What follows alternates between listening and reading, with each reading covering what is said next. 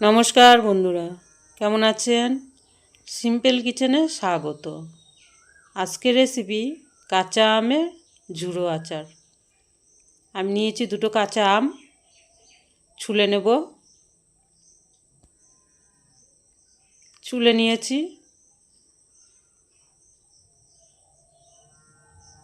এভাবে গ্রেট করে নেব।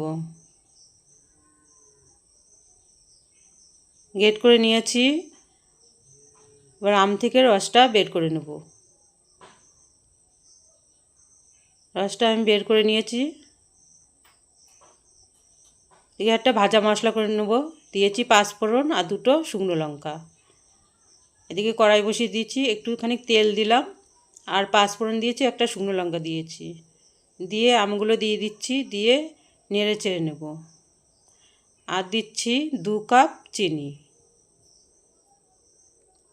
চিনি দিয়ে আবার একটু ভালো করে নেড়ে চেড়ে নেব।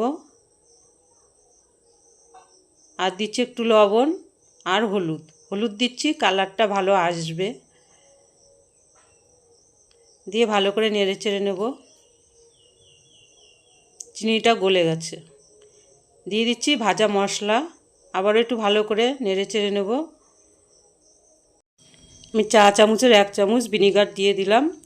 নেড়ে চেড়ে আমি নামিয়ে নেব। নামানোর পর এরকম এসছে কালারটা। ভিডিওটা ভালো লাগলে লাইক, শেয়ার, কমেন্ট করবেন, সাবস্ক্রাইব করবেন। আর সবাই ভালো থাকবেন, সুস্থ থাকবেন।